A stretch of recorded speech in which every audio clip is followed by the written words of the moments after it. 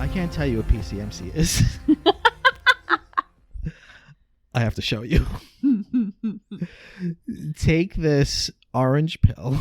You know, of all of the meta-ness of the new Matrix film, Matrix Resurrection, they made no mention of how shitheads have co-opted the red pill thing. The red pill, yeah. Because there's a lot of meta shit in it, and that's one that's not there. Yeah. This is PCMC. I'm Mike Bongiorno. I'm joined today by the very real Janine Gagliardi. We'll see. There's that word again. I choose to be real. Too real. Keeping it real. So what we're going to talk about today and next time is The Matrix. We're going to talk about The Matrix. All of them. All four. All of it. Right. This episode we're talking about the 4 Matrix movies. Next time around we're going to talk about the Animatrix. Mm-hmm. We're not going to really get into the video games too much. Even though we watched all the cutscenes of Enter the Matrix. Yeah, that was probably a bad choice too. Because that's why there's stuff in 2 and 3 that feels underdeveloped. Right.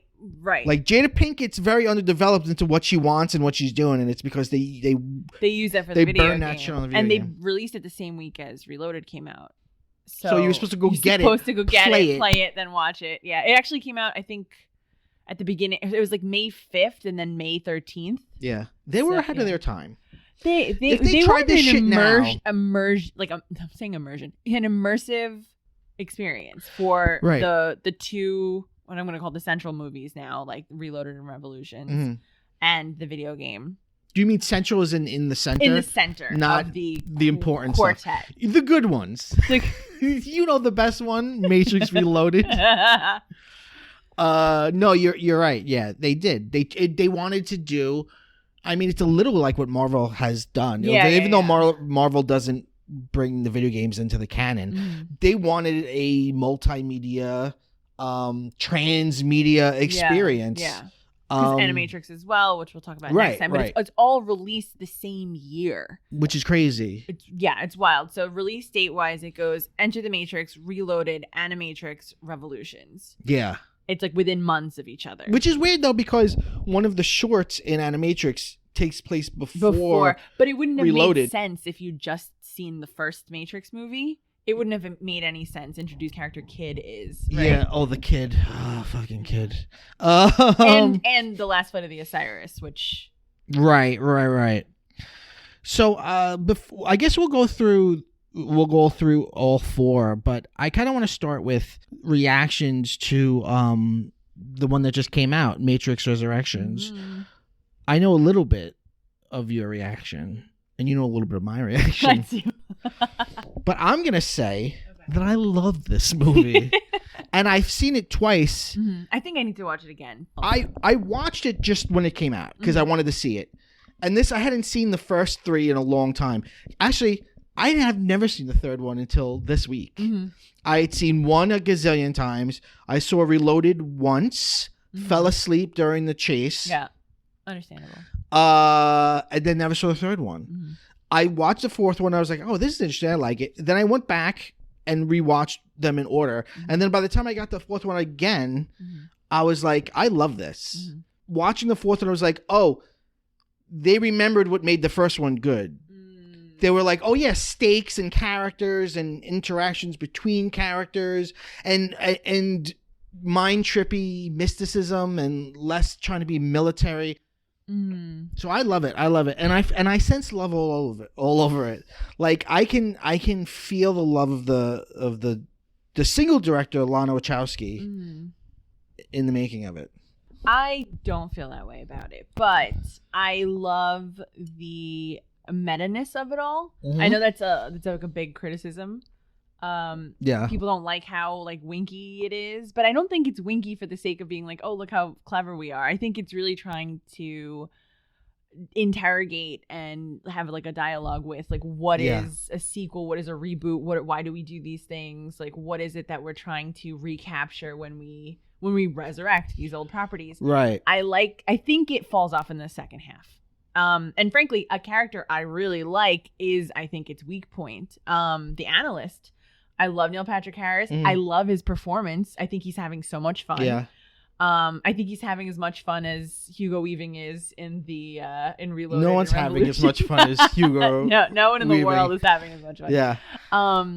But I think I think their weakness is actually plot in Resurrections. Okay. I think the plot doesn't really make a ton of sense, and I think it's more about the emotions driving the film than it is about what's actually supposed to be happening. Well, in order, like what is the impetus, what are the events, like what's happening here. Let me posit this. Okay. Maybe none of it makes sense. I don't think. All right. I don't. If you ask me right now, to totally explain what the Oracle is and what the Merovingian is, I would be like, their program is kind of, I don't know. Right. Like, I've given up on trying to, for my own good, I've given up on trying to piece the puzzles together. Maybe this is from being a longtime Doctor Who fan and just being like whipply wobbly, timey wimey, whatever, Matrix Watrix. Well, no, because if you have that, it's got to make sense thing, then you're gonna hate everything Stephen Moffat does because none of it ever makes sense. So you kind of just be like, am I enjoying it right now? And I've also I've done just an insane amount of preparation for the show only because it was the holiday, so I had a little bit of time off. So I was just like, I went to watch the first Matrix, and then they had like on HBO everything Wachowski's did. So I was like, I've never seen Cloud Atlas. I got 4 hours to burn. Oh my god! Watched it, loved it. Watched Speed Racer for the first time with the sound on and not being high. I mean, one time I was at a party and it was on, and I was super stoned, and I was just looking at it like, this is the greatest thing I've ever seen. But I was so you knew you loved it already. Yeah, but I was like, oh, this is actually awesome. Jupiter Ascending, not great, but interesting.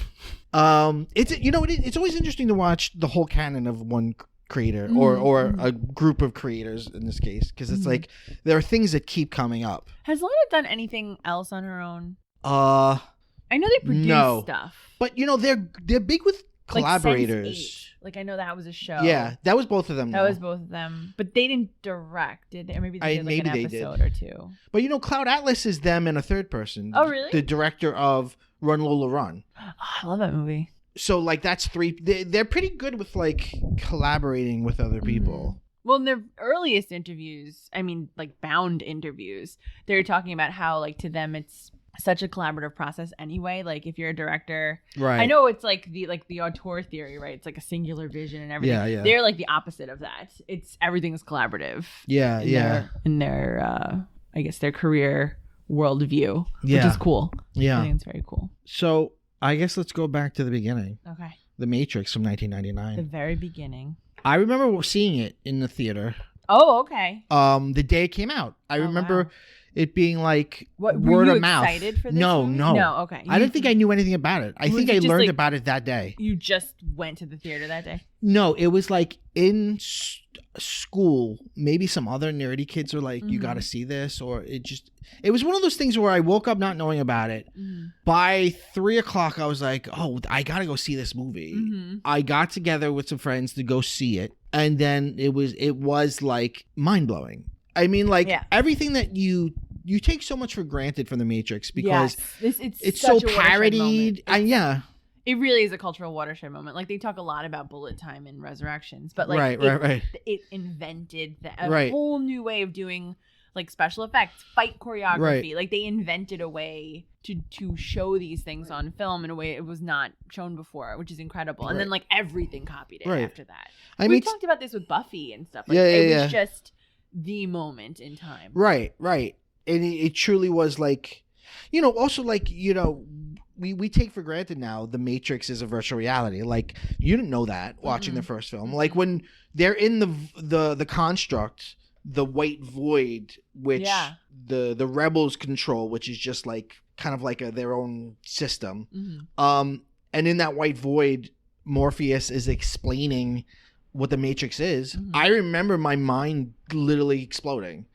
Like when he's like, we're batteries, this is what they do. Right. I still remember being like, whoa, that's what's happening in this movie. It's such an elegant way to give exposition. Like it's just an expositional scene, and Patrick Williams talks about this in his video also, where it's just so exciting. It's like exciting exposition, and it's an elegant, because they're showing you everything too. Yes, and it's written very well because it's a pretty involved. It's a sort of a complicated thing he's explaining. Yeah, and it feels very easy to digest. Yeah, and I think, and I'm sure I'll keep making these comparisons to bring it back again to Resurrections. I think the whole thing works better when Neo is learning with us. Yeah. Oh, like the agreed. When he meets the woman in the like greenhouse, and you see the I want to call it's like that thing you used to put your hand in that was like all needles. And then it would like hold your hand, like the imprint of your hand. There are people made of that now. Right. That's how people can. Yeah. Are they Synthians also? No. They're what are they called? They're like Morpheus is like that. Right. Now. They're program. It's a way for programs to exist in the real world. Right. Okay. Yeah, and they're like magnetic dots. Right. Yeah. So he's learning that as we're learning which I thought that was like a fun way of doing it. Yeah. And like learning about how the machines and the humans have like a joint purpose now, or at least some of them do. Like they have their own free will. That stuff was interesting. Yeah.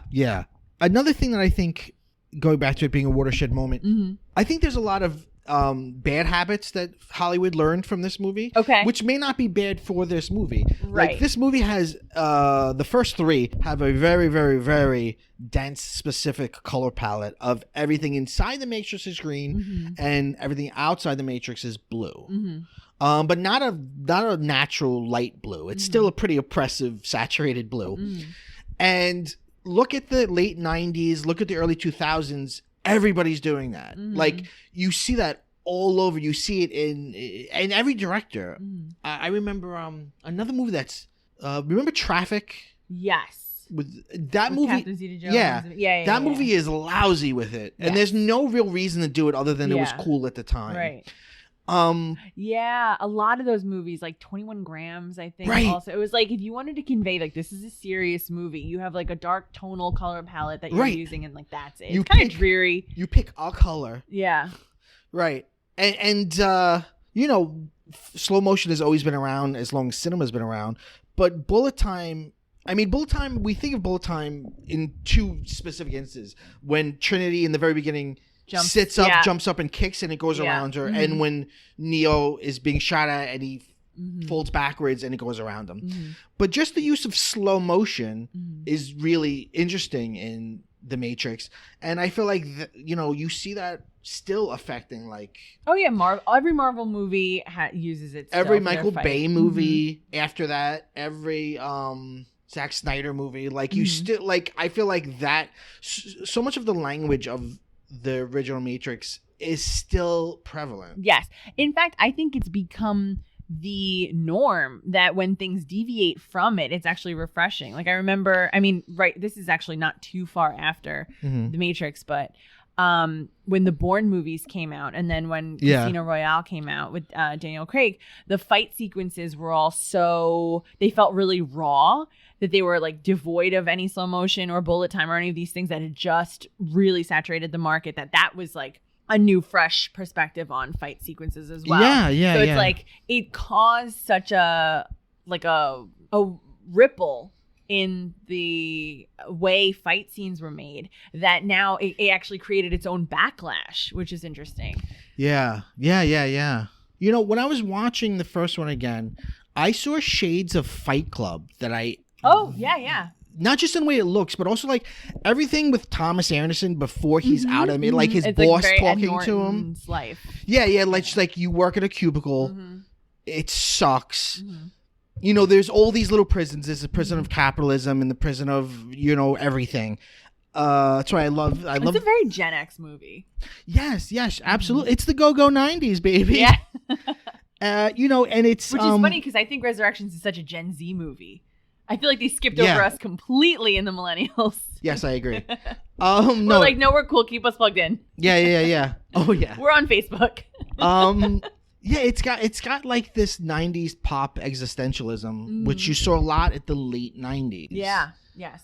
It was like very like fuck the man, and you were gonna escape this like hellscape.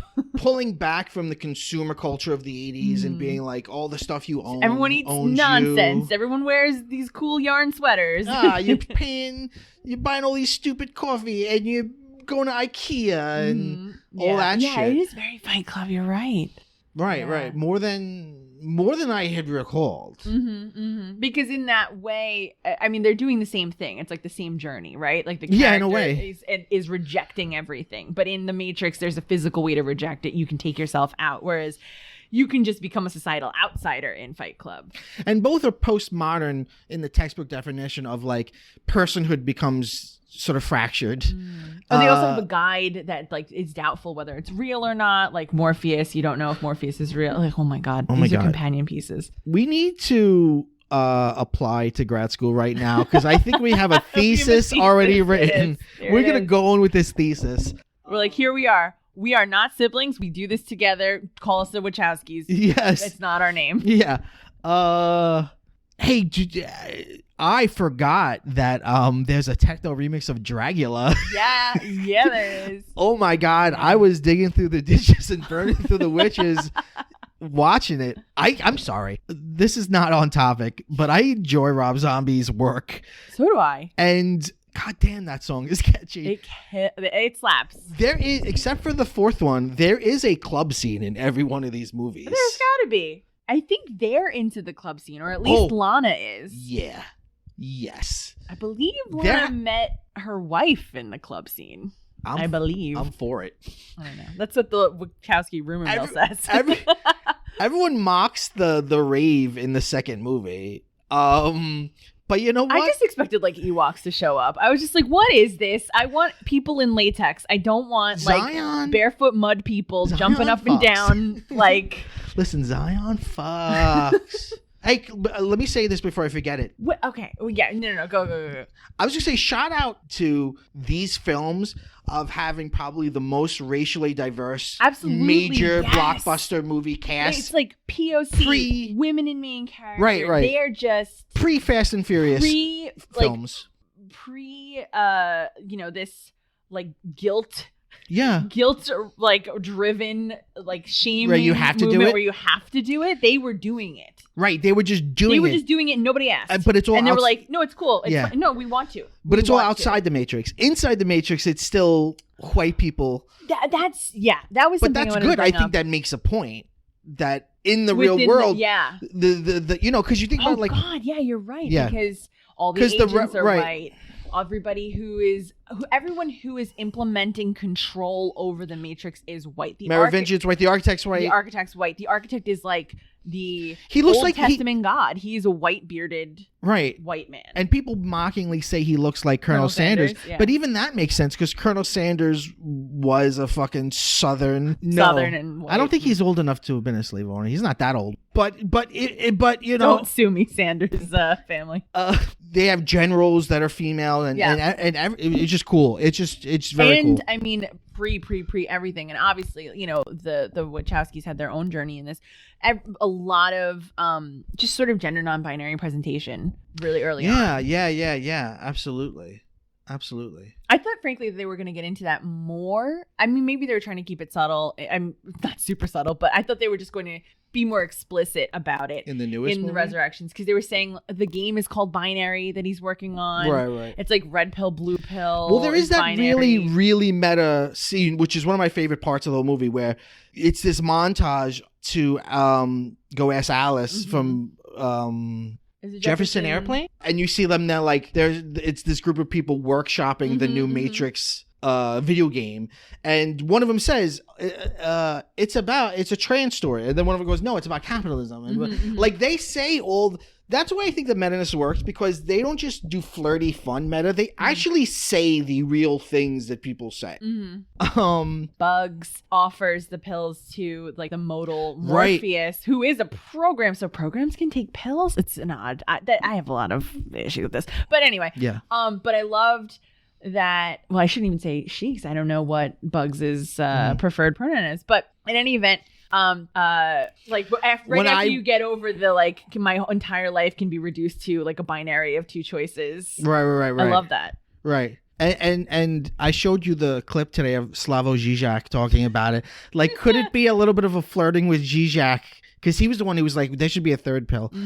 Well, no, they're big philosophy heads. I mean, obviously, you have these films, but Cornel West is in the second and third movie. Yes, and because he got a call from Lana, basically saying like, we're really big fans of your work. Would you be interested? We wrote a role for you. But he also did an audio commentary of the first movie. Wow. Okay. So, he came onto the set. He filmed the role. They like had this crazy conversation, and he was basically like, it's amazing to see how like curious their minds are, and they can really, they're really very interested in this stuff, and it's not just to like show off. They are so interested in philosophy, and they know their shit. Right. Like they're I'm sure they're familiar. Right. Probably the biggest philosophical influence is Jean Baudrillard. Who wrote Simulation and Simulacra. Is that the one with the brain in a vat? I don't remember. Or is that Rousseau? No, Simulation...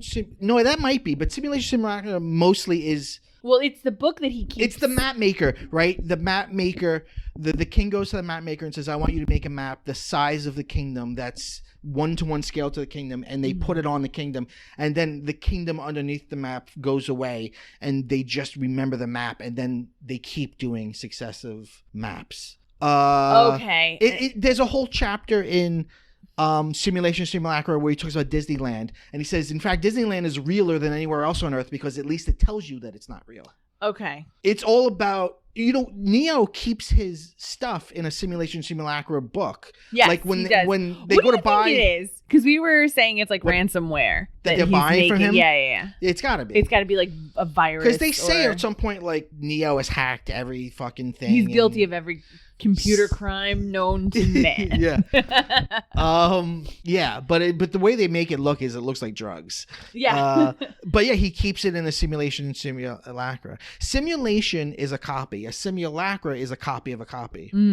That's where some philosophers feel like the film goes wrong, because if you're truly going with Baudrillard's theory, it would be more like the David Cronenberg movie Existence, where there isn't a real anymore. Once you start making copies of copies, you're fucked. The real is dead, and you get lost. Okay. Do you ever see Existence? No, I haven't. Did you ever read my master's thesis? No.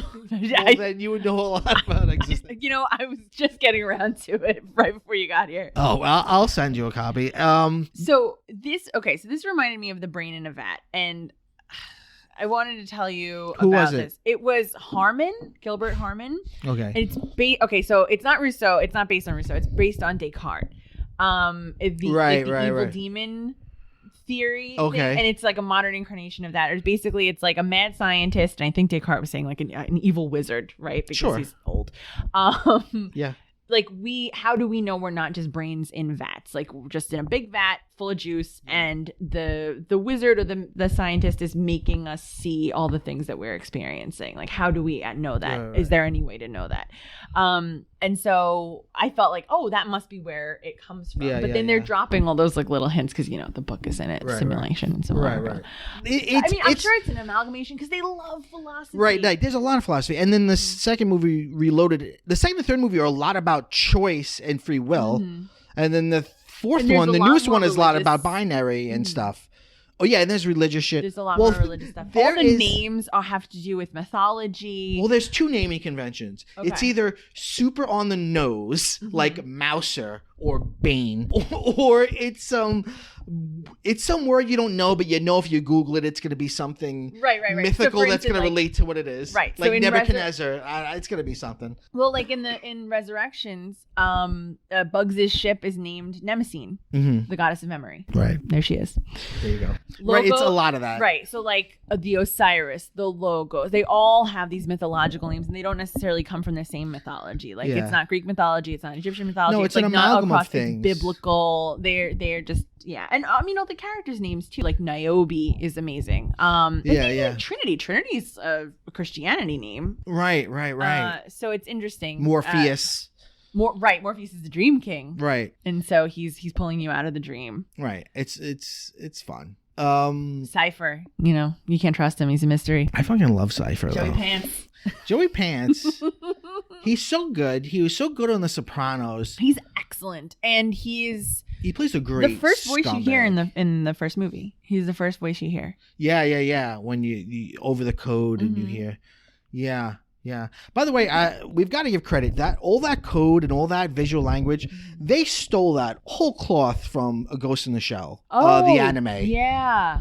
But that's another thing that makes The Matrix revolutionary in terms of American pop culture, which is now we're very used to anime influences, but they were like. They really had their pickings of anything from anime because they knew that they had an audience that didn't know it. Yeah. For the most part. Language. Yeah. I mean, and also, have you ever seen Ghost in the Shell? I have. Like that. I've only seen the actual one, not the Scarlett Johansson. Okay. Then there's the second one that gets even crazier. Okay. No, I haven't seen that. But Ghost in the Shell is a lot of the same ideas because it's the idea of transcending the body and post-humanism and all of that. Sci-fi, ontological, subjective shit, which is what I love. I love, The Matrix was an action movie where people shot at each other. That corridor scene in the first movie when they're like, let's get a bunch of guns and go save Morpheus. That's one of the best action scenes ever. But then around that is like mind-bending philosophical shit. Like no one had ever seen that. It's a popcorn movie and it's a deep movie. Right. And I think maybe the problem with the sequels is they never quite got that solution right again. They never got like the like how much percentage of this and that. Again, we were talking, before we recorded about how tight this movie is. It is a beautifully paced movie. There is absolutely no wasted time in this movie at all. They just keep moving, and it does not feel like it's runtime at all. It's not super long. It's just a great, perfect little package. Yeah. And one thing I wanted to bring up, was the concept of digital self-image. They're so ahead of their time in so many ways, but maybe not more so than in this. Digital. They talk about DSIs in the other movies, but digital self-image. Morpheus explains to Neo is this is how you appear in the Matrix because this is your own projection. Yeah. And that predates social media. That predates we're all digital self images now. If like we participate in that at all, and like what is real about that, so often like we're existing right now in like influencer culture, and there's like I've gotten to the point in influencer culture where there's backlash to influencer culture because they're like none of this is real. This is people you would follow for their lifestyle or whatever. Now it's all paid ads, so they're just not showing you what's in their life. They're showing you what's being paid. They were real for a moment. That's the thing. It's real for a second, and it's real it's co-opted, right? And that's you see that in the Matrix too. Like if anything has the potential for reality, the system just gobbles it up. It gobbles it up. Yeah. Well, right, and then the architect, which is what Neo is like in the getting into the second one, which we don't have to, but.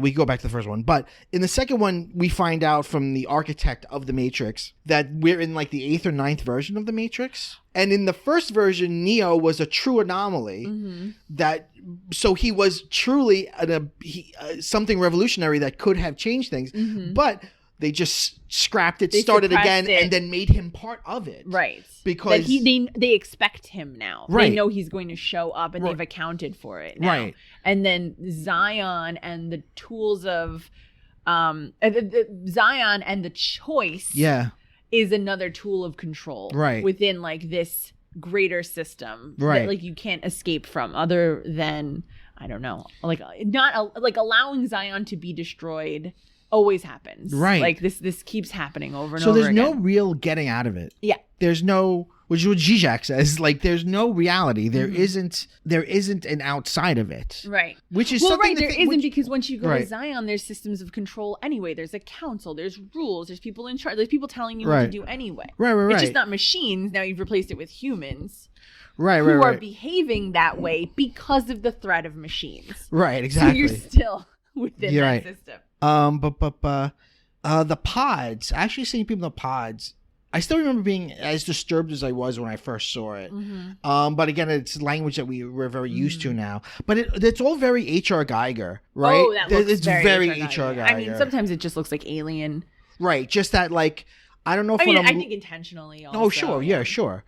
It's a synthesis of, like, everything that came before it in terms of science fiction. Which I think works so beautifully in a project like this, where you're copying things. And I mean, really, they have everything working for them, right? And they are gifted, obviously, gifted filmmakers, but they really could do what they pleased with the things that came before, because they're like, yeah, this is the Matrix. Everything is not real, and we're copying things. And yeah. And it's a commentary on that. By the way, how much do you love and wish it was real the idea of downloading information straight into your brain? So much. So much. What would you learn? That's everything. How about every language? Just everything in the world. That's the dream. Yeah. That's the millennial dream. I know. Just not have to do anything. I want to know everything. Just give it to me. But you know what? That's one of the few instances in the series of showing that the technology that the machines gave them can be useful, right? Because they keep their connection into they keep their they're like jacks. Right. They keep. They're always so close to saying jacking off. Yeah. They're like, we're jacking in and jacking out. We're jacking off right now, and we're all jerking it, and it's gonna be great. No, they're cyber vaginas on the back of their heads. Sure. Which he has a second one. Like, he and Trinity have second ones in Resurrections, which there's some stuff there that they don't explain. But there's stuff that they don't explain in 2 and 3. No, I know, but there's things that are central to, like, the action on screen that they're not explaining. So, like, in the first few films, if you had the jack pulled out of your head, like a phone, you would go dead. Right. You died.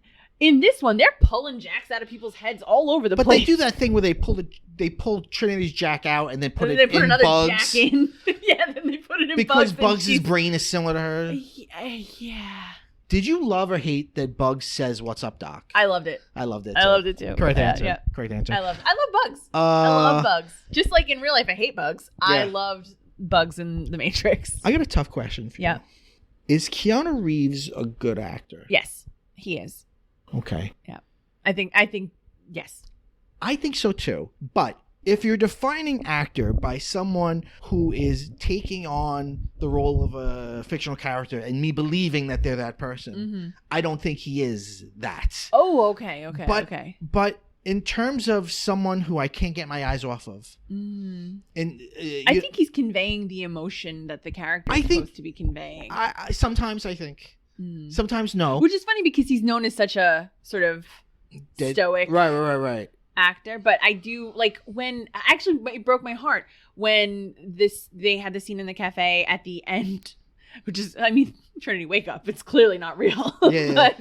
And she's like, I'm sorry, I can't. And she's leaving. And he goes, I understand. Like I understand. You mean Simulate? Simulate. Oh man. Yes. I loved it. So you're like, come on, I love it. Come on, you can't help yourself. Oh man. Well, all right. So in that scene, that I understand was so pained, but like, I love you. There was such an I love you in it. Right. We're all over the board. Oh, I know. First of all, I should say a half hour into this thing, spoiler alert for everything. Oh man. Spoiler. I'll put it in the notes. Spoiler alert. Spoiler alert. Yeah, what you're referring to is in the fourth one, the newest one. The names were so good. If I had to hear the name Kujaku one more time. Oh my God. They're like, Kujaku. This is why it's my favorite movie. It's not just your favorite Matrix. It's your favorite movie. Like, how about there's a big giant robot bird that flies around? This is nonsense. This is why I say the fourth movie is love. because even Lana Wachowski's like, I don't care about any of these rules I made up. Oh no. I just want these two kids to work. I know. Yeah. That's what it is. Like, it's a happy ending. She threw it right out the She wants a happy ending, and God love her. She wants a happy ending, and so do I. The thing that I think actually probably works the least in 2 and 3, their love story, becomes the whole point of the fourth one, and I think the thing that works. I actually think that Keanu and Carrie-Anne Moss don't have good chemistry in the original trilogy. Yes, I don't think. But I think they have it now. I think they have good chemistry in 1. I feel like they're not together, right? So they're just like kind of glancing. Sure. But 2 and 3, when they're a thing, it feels cold to me. Like, even their intimacy, I don't know. Well, because I don't feel like whereas in this one, I do believe it. Well, I feel like, and it's not her fault, but I feel like Trinity never lets her guard down. Like, Trinity is always as icy and cool as we first see her in part 1. We never really, even when she's talking about loving him, we never see her that vulnerable. But I think in the fourth one, I think their chemistry is great. Yeah, they have great chemistry. And I think you do see her as vulnerable. Mom, where she's like, oh, hey, I'm Tiff. Right, but she doesn't, she questions it and she doesn't like it. You know, her husband, Chad. Is the director of John Wick. Yeah, and also he did the sons on the Matrix movies. Oh, and his name is actually Chad. I thought it was like an internet thing. No, it's the Chad Tiffany. Is Tiffany the name of the like girl in that? Yeah. Oh, Chad and Tiffany. Oh, I didn't know. I thought it was Tiffany because it was like close to Trinity. Right. So I guess it is. Enough. But I was like, oh, it has to be Chad because of like what's the other one? What's the counterpart? Oh, the beta guy? I forget. I don't know. It's a lot. It's a lot of. I'm all about alphas. It's a lot of that like incel bullshit. Yeah. Yes. Right. It's like all about incel culture. Isn't it interesting Chads are the ones who get the girl, right? So Chad has the girl in this movie. I don't know. Isn't it interesting that the Matrix as a metaphorical framework is both used by the right and the left? Like, the left talks about being woke and you know. Yeah, you're awake. Right, but the right talks about take the red pill. And like, it's, right, like you see through all the bullshit. Man. Right, it's you see both sides of the political spectrum. What's funny is the red pill is a tool of control. It's still a tool of control. Mm-hmm. They allow you to take the red pill. They know what's going on. Like in the first, but you don't even need it really. No, you don't need it. You've already made the choice. Right. It's just like a visual thing for you to. Right. Although, well, they do say something about it makes it easier to unplug you or some bullshit. Yeah. There's like I think a lot of hand waving in all these movies. Yeah. Just that was. Well, I think. Are we in the first or are we in the fourth? Because I want to talk about Sati. Oh. I mean, why is she there? Why was she in the first? Well, no, I get why she was in Reloaded and Revolutions. It was to show that the programs and the machines also wanted free will, and they also were. I think she's there because I think they wanted an analog. There's so many analogs for characters from the original movie. I think they wanted an analog for the Oracle. Yeah. Because there's no point for her. I don't think. I don't understand where she is. She's like in a forest next to a wishing well. Like she knew Neo was alive the whole time, but she couldn't tell you because it wasn't the right time yet. It's like, no, that. But I feel that way about I feel that way about the Oracle. Oh, well. I feel like none of it makes sense. I disagree. I think the Oracle stuff made sense until what's her name? Gloria. The second actress who played the Oracle? No, that's Mary Alice. Is the second actress, but I think it's because the first actress died, and then they had to do, they had to just kind of like shoehorn. But there is an in-world thing explaining that, which is the Merovingian tried to kill her, because he says it even in the club in the third movie when they go. He wants her eyes. Right. He and that's why she needed a new shell or whatever. Yeah, so she says, I made a choice and it cost me more than I bargained for, but it's like deliberately vague in the movie. Sure. I mean, I get that. Like, they're like, oh, whatever, it's computer stuff. Who cares? It's like, oh, she's just like in the same dress in the same apartment, but like her face kind changed. She's still an old lady. I mean, I get that. But I feel like I've always understood the Oracle's role. You know, if the architect, I think, is helpful in that way, where he's like, if I'm the Matrix's father, then she is the mother. You know, I'm the person who built everything, but she figured out how to make it work, and it's through choice. It's through allowing choice. Yeah, I understood that. Sati's role, I had no idea what she was doing there, why she was there, what function she served. I do like the purge aspect, like they've purged the Oracle, they purged the programs that weren't obeying for like the new Matrix. Like that rings true to me. But some things like, why was there a Smith at all? There shouldn't have been a Smith. I'm sorry. I'm not clear on this. Did the analyst put a Smith in it? Or not? No. I don't know if Smith because I don't think he knows he's Smith until the moment where he picks up the gun. I don't think he always knows he's Smith. I think he is awakened. He is something that Neo created, just like Morpheus. Oh, I don't. Because Morpheus is something that Neo created. And he's part Smith, too. He's also part Smith. Yeah. Well, in the modal, he's functioning as Smith. As an agent. He's functioning as the Agent Smith. Right. And Neo is writing things that function in the Matrix. He's like expanding the Matrix for them because the people outside the Matrix, like Bugs and her crew, can access the modals. So they are real parts of the Matrix. They're not just things in game that he's working on. Right. They are actually, he's designing parts of the Matrix. Right. And he's like looping things or whatever he's doing in there. Right. Like, he's sort of subconsciously trying to break out. And so the way he does it is creates this modal situation wherein he can rebirth a new Morpheus, and the new Morpheus can get him, and then wake him up. Right. So, and I love the new Morpheus. He's funny. I love the new Morpheus. I love his physicality. But I wasn't really sure why there was a Smith at all. Like, I don't know. I can't answer the question because I'm not sure. It doesn't look. I mean, obviously, it doesn't look anything like it was a different actor, but like that was fine. Apparently, it almost was Hugo Weaving. Oh, okay. But he couldn't do it or something. Okay. Like I get why they couldn't have... because he almost destroyed the last version. Yeah. As a virus. Right. Like, so the machines would never allow a Smith back in. Yeah. But I don't think he knew he was a Smith. I think having him be Neo's boss. Mm-hmm. Well, it adds to the like, oh, is this all a delusion? Because he's just the boss. Like. Right.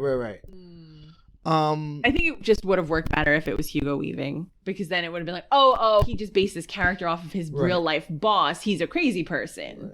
But I gotta say, again, I love the fourth one. I love Smith's role in the fourth one. I love every scene he's in. I love that he kind of saves the day at the end. Yeah. Because he's like, our unlikely alliance is over. Because he's mad at the analyst. Mm-hmm. Right? So he wants for keeping him in prison just like Neo is. Right. So he must have not known he was Smith. Otherwise, he would have been after the analyst right from the beginning. Right. Okay. And just in Neo's awakening that he also awakens to like what his role is, what his identity is. That's why I think Neo created him, but I'm not sure. I don't know. Because I don't know why the analyst would put him in there. It doesn't make a lick of sense. Well, maybe as his boss, it would be a form of control. And of course, the analyst is himself control, which could be read as an anti-therapy. I know. I was like, oh, is this not like, don't take your medicine. Yeah. It's not good. I'm like, I don't know about this message, guys. Yeah. You could certainly read it that way. I'm not sure if I don't know if that was the intention, yeah. But it does. Yeah, I think you can. And I think the way these movies have been corrupted, like through the Red Pill movement, I think you could definitely see it as like an anti-psychology, anti-psychiatry thing. The Scientologists are going to love this movie. Yeah. Can we go back to The Matrix? Yeah. Let's go all the way back. Okay. Going all the way back to part one. Yeah. Guys, time is an illusion. So maybe my favorite scene in the first movie is the scene between Cypher and Neo, where they're drinking. Oh, okay, yeah. And I still love the line where he's like, "So you're supposed to save the world?" Like, what do you fucking? Yeah, what do you say to that? I love that because The Matrix is one of these chosen one narratives, and I don't know. You don't get that in Star Wars. You don't just the idea of someone being like, "Wow, like that's crazy, the chosen one." You get a little bit in Harry Potter, but like just be there, like, what is that? What is that mind space of being like you're the chosen one? And I just like Cypher's whole thing, like because that's immediately followed by the scene where he's eating the steak. And I was really shocked. I was like, "Wow, I can't believe this is the very next scene," because they sort of plant the seeds of it and then sow it in the next scene. But his philosophy there is sound. There's actually a whole Animatrix short that's almost all of Cypher's philosophy of like, the taste steaks. I think it's a steak. It tastes good. What's wrong with that? Right. Like, who is it hurting if I've chosen to do this? Right. Like, to myself. I've chosen to make myself a battery again. Is that a bad thing? Like, I should be able to do that. Right. And also, if I'm reading the Animatrix correctly, if I'm reading... It's just when Gen Xers grow up and start voting Republican. That's the thing. It's like, don't do it. Don't go back into the Matrix. Well, if I'm reading the Renaissance Part 2 correctly, we agreed to the Matrix. Remember the scene where because we were, and that's canon. That is all canon. They were using us as batteries without knocking us out. We were just living in sheer physical screaming anguish. For sure, and then you see the machines in the UN, and you see them signing something, and you see the all the humans there, and I think. And even says the machine says when he signs a thing like, give up and join us and live in this new world we've made for you. So we agreed to the Matrix just to end our physical suffering. So well, I mean, when you say we though, right, it's not like every man, woman, and child, right? It's the people in charge decided, which by the way gets me to another, I think, not just weakness of 4, but I think a weakness of the end of 3, which is what exactly is the deal? Like people are allowed. People are allowed to wake up if they want to. But how? What?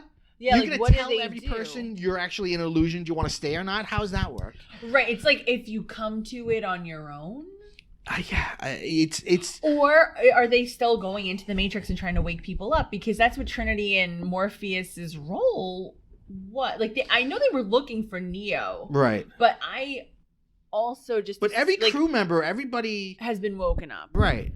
Neo assisted Kid, but in that short they say like, oh, he had like self-actualization or whatever, like he just realized it on his own. So people aren't really realizing it on their own. They say that's like a singular situation where he was able to do it. So people are reaching in, so that I guess they're still gonna keep trying, like they're going door to door, like they're what are they, Jehovah's of the Matrix, and like trying to wake people up.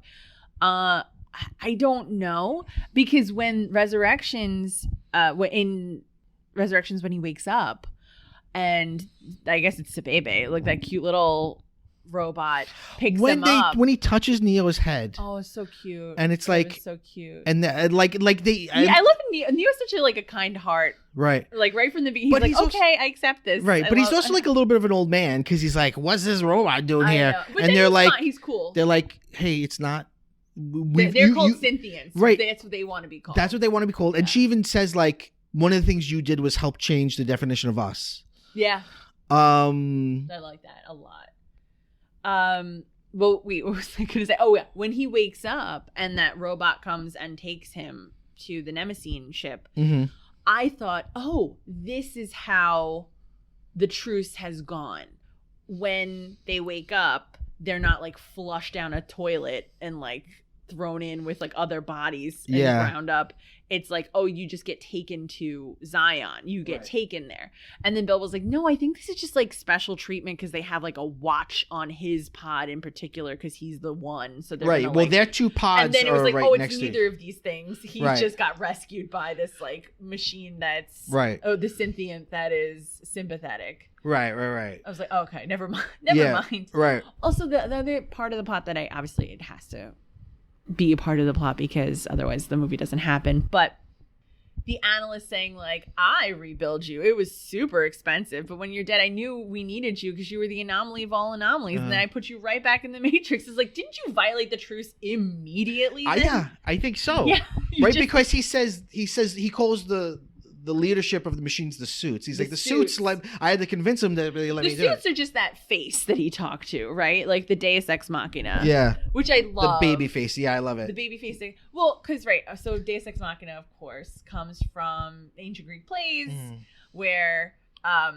usually to resolve like crazy, like complicated endings, they would have a god arrive to like fix the problem. And it was on this like contraption that would like physically bring them in from off stage. And usually it was like up in the air. And so they would always call it the god out of the machine. So now like this one is made of machines. Yeah. Like that stuff I don't mind. Like I don't need an answer to that. What I do mind is like the analyst stuff of, oh yeah, we just took your body and we refurbished it and we put it right back in the Matrix, and because we're gonna run a new Matrix. Well, it looks like a painful procedure. They show you pretty disturbing images of them working on Trinity and Neo and like putting them together. It's very like Darth Vader. Right, because Neo's eyes were burned completely. Yeah. But you know, if you compare the analyst to the architect, I think there's something very interesting in their contrast.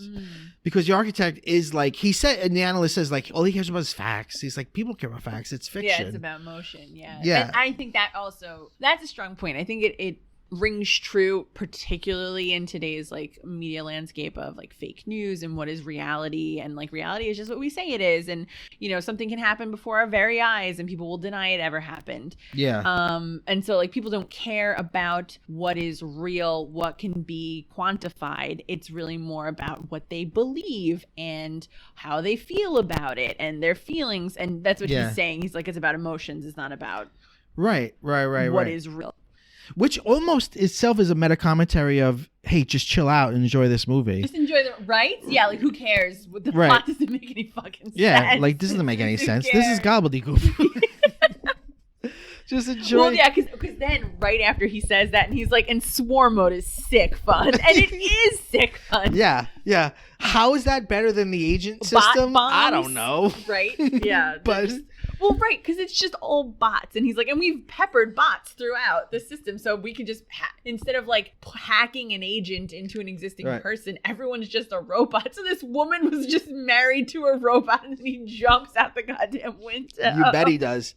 You bet it. That's a great scene too. That's a great scene. That is fun. Oh man. But you know, were you surprised by that turn or not? The Neil Patrick Harris turn? Yeah, the analyst I felt like he was a tool of control. Like, well, me too, but I didn't think he was the big bad behind it all. Bill said he was surprised by that he was going to be the big bad. Because as his analyst, that gives him he has direct control over Neo, which they never did before. Yeah, it was always hands off. Whereas this is a very it sort of follows. God, you know what? I'm realizing now it follows like an Old Testament, New Testament structure where it's like the architect is a very Old Testament God. He's like very removed. He's hands off. He's like really super serious and like old. And then like the analyst is sort of like more New Testament in the sense of like Jesus coming to you and he's touching you and he's like in your face and he's going to save you. But he's, you know, it's another way to impose Christianity on you. Like this is a new set of rules. Whereas, like, of course, Neo is always seen as the Jesus figure. But I'm going to flip the script and say the analyst is the Jesus figure. I love it. All right. I love how off the rails this episode is. Oh, absolutely. We're all over I just want to say one more thing about part one, and then let's try to move on to Matrix Reloaded. Oh, my God. We haven't even gotten through the first movie. It's all right. We won't have to do the fourth one because we're doing it along the way. All right. Last thing. I realized this time watching it that the deja vu thing is cute and interesting, but actually doesn't make sense because that's not how deja vu works. Deja vu doesn't work like deja vu is not I saw the same thing twice immediately. I see something or feel something and have the sense that I sensed it before. Yes. And you know what that actually is biologically? Oh yes, it's so cool. You're just aware of the process of your brain making a memory. You have just become aware of it in that moment. Okay. So like everything you see or experience or hear is becomes a memory immediately, whether or not you actually remember it. It's somewhere. That's why we have like dreams of things we saw like 15 years ago.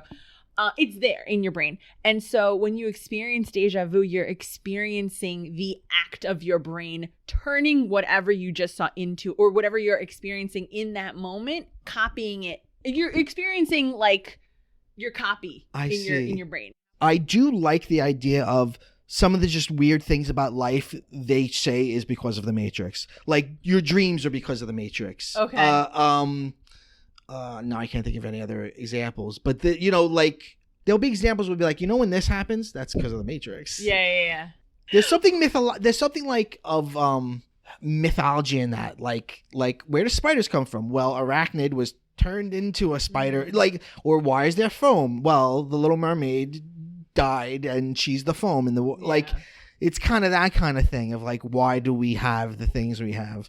Like, why do we feel deja vu? Well, that's just a glitch in the system that you're in. Yeah. And that's become that's a phrase people use. Right, that's like, become it's itself just a glitch meme. in the Matrix. Yeah. Yeah. Well, that's like a whole subreddit on glitches in the Matrix. When something just looks off or it looks like a pixel in real life, it's a glitch in the Matrix. Yeah. Okay. So let's talk about The Matrix Reloaded from May 2003. That's right. Not to be confused with The Matrix. Enter the Matrix was also from May of 2003, and Revolutions was from November 2003. That's right. And The Animatrix, which is June or July, came out after. Wow, 2003. Big year for The Matrix. Yes. I remember it well. So this is my hot take on it. Okay. This film feels like the third to last episode in a series, in a season of a TV show. Okay. Like, whereas the second to last is the big one. Right. Like, we're getting to things. Yeah, but we're not quite there like yet. we have a big chase, but what's the big chase for? Well, it's really just to get to that, because that will get to that. Yeah. Like, it's just a lot of filler. So much padding. There's so much It really padding. should be one film. I think you could reload it and take the good things that work in it and get rid of everything else and put that into Revolutions and scale back some of the things in Revolutions that are too much, which I'll say is the battle in Zion at the end. It's just too much action, and also I don't care about these people. Zion. I don't care about the kid. I don't care about these people. Yeah. You could have one good movie, because it is one movie. They were filmed at the same time. It's one story. Everything is filmed at the same time. It's a second later. They're literally serialized. Yes. Which I think is probably why I don't think a studio would do this now ever. But I think that's why the Wachowskis got to release it the same year, just like a couple of months later, and not do like a January, November release where it's like almost a full year has passed. This was like just a couple of months because it felt like necessary that they do it back to back. I don't think it could be one. I think it would have to be a long one. I was saying like maybe it could be a movie with an intermission. Well, maybe, but or like a 1.5. There's so there's stuff that you should get to. Then there's more you should add that should be relevant, because there's so like much more Enter the Matrix stuff. Like Niobe, I think Niobe should be a bigger character. Right. Because I think she's a compelling character. I really like her, but we don't know enough about her. Yeah. There should be more Morpheus and Neo stuff. And Morpheus should grow a little bit, or we should know more about Morpheus, and their relationship should grow. Patrick Willems, in his video essay about how he would remake them, he makes the point of, the scene in the beginning of Reloaded where Neo has this long philosophical conversation with the guy I thought was Jack Palance, but wasn't. That old white dude who's on the council, like, that should be Morpheus. Yeah. It should be Morpheus. I agree with him completely. Yeah, there should just be more screen time with him and Morpheus. Like the characters we already care about. You spent a whole movie making us care about these characters, and now you're trying to like introduce 15 new characters that no one gives a shit about. That's the thing. There's so many ways that the second two go wrong. One of them is just tons more characters and a lot of military characters. I guess there's some, I don't know, maybe it's Star Warsy, but like the first one, what makes the first one work is its mind-bendingness and weirdness and philosophical existentialism with some action. Starting in 2 and 3, you've just got like stuff that is so surface level. That's like, and you've already been trained to think deeply about things, but now you've just got like, a general. And the only thing we know about him is like very rote narrative things, like he's tough as nails, like shit that you've always seen before. It's like, how am I supposed to fit this into what I already know about? I remember, seeing it when it first came out and being super excited for it and just feeling like this doesn't feel right. This doesn't feel right. The first film is cleaner. You've got the Matrix with real people in it. You've got agents that track you down. Right, they're the tools of control. Right. You've got an Oracle who, in that film, you don't know that she's a program yet. Right. And then you've got Neo, who's the one. But starting in 2, it's all exiles. It's like, we got werewolves, we got a Merovingian, we got this program, we got that program, we got an in-between place and a place in between. Just the lore, too much. Which, how would we, in the lore of the Matrix, yes, the Merovingian assists the architect, or is the architect of the second version of the Matrix. So the spooky one. The spooky dooky one. Yeah. The first one is a utopia, right, which doesn't work. The architect talks about that in Reload. He says, and Smith talks about that in the first movie. Yes, that's right. He does say that. Like, no one believed it. Everyone would wake up because they knew this wasn't reality. Right. He never talks about the haunted house one. But so the Merovingian. The second one was a little bit like Luigi's Mansion. Let's forget about it. But that's what I was just looking for. Yes. That's the thing of. This is why it exists in our world, because there was a Matrix version with spooky, scary monsters, and that's why we have monsters. Right. The Oracle says that in Reloaded. The Oracle. This is the. So. Okay. You've I got need to Boo talk Berry. about this because it's absolutely insane. Yeah, Boo Berry is because of the Matrix. I'm the Merovingian. This is my wife, Frankenberry. Okay. In the lore of the Matrix, the Merovingian assists the architect in creating the second version of the Matrix, which is full of monsters, and people are just it's like people are just getting chased in the streets by werewolves and vampires every goddamn day of their terrible lives. Why did they do that? I don't know. Like, I understand the utopian one. Fear would create more output. Bill calls it the Monsters Inc. Matrix because they're like, you're scaring them. You're scaring people, and it's like thinking the output. But really, they should have had a comedy. It's the opposite. It should have been a comedy Matrix because everybody knows laughter has more output. But that was the first one. It didn't work. It didn't work. So it's the opposite lesson in Monsters Inc. So, okay. There's no way to know that he was the architect or he was the helper of the architect because they never tell you in these movies. They just say, my husband is an exile program. Yeah. These are some of the exiles that he's kept from an earlier version of the Matrix. She never says he created it, but they're useful. That's why he keeps them around. And they're ghosts, vampires, and werewolves. The weird twins who I never realized were supposed to be ghosts are ghosts. Right. I mean, they float through doors, but there's so much they going don't look on. Like ghosts. They just look like weird Matrix well, people. it's terrible CG. It's terrible CG. But and he just found the weirdest people in the world to play them. I know, like it's so two weird. white guys with they look. white I think they were dreadlocks. albino. Yeah, I think they're ghosts. I think Lana might be a fan of white dreads because, like, baby girl has some on her head, and I'm not sure what's happening there. I'm not sure if they're white dreads or if she's just like a yarn lady now. Like, I don't know what's up with that. I'm a fan of the color. It's not a vibe. I'm a fan of the colors. I'm not here for it. Okay. So listen, somebody's got to talk to her about that hair. In any event, I feel like I'm for the does color. A lot of like white appropriation hairstyles. This is like one criticism of her. Okay. In any event, so there's like all monsters in the second movie. But like, you don't know that they're monsters. Anytime there's a program doing what they're not supposed to be doing, that's when you get like news of the world, UFO sightings, and you get that's cool. I thought that was a cool thing. Where it's just like, oh, it's a program going wrong, and the agents have to come and they have to fix it, or the machine, like the suits will just reassimilate them. But they took this a step further, and they just put vampires and werewolves and ghosts in this movie. Oh, what? I know. I never got that in the first time I watched it, but then it's just like a week of the Matrix where I've watched something of the Matrix every single day this last week. I'm like, oh yeah, of course, these are ghosts and werewolves. I thought he just had weirdos around him. He's just a weirdo and he's surrounded by weirdos. Well, that's another thing too. Like, you meet the Merovingian and like he seems like a man of power. He's got a French accent, and they're going to him because he will lead to the key maker. Yeah, they're on Fetch Quest. It's Fetch Quest City. Fetch Questy. Like, immediately the Merovingian is like, unlike the first movie where the philosophy is like very finely like weaved into everything. Yes. Like, beautifully. They go to the Merovingian and they're like, hey, what's up? And he's like, he just starts lecturing about nonsense, and it's like, what are we talking about? Here? He makes somebody come with a cake that he made. He's just gonna watch this woman jizz in her drawers. Yeah, I made that cake. Like, what are you?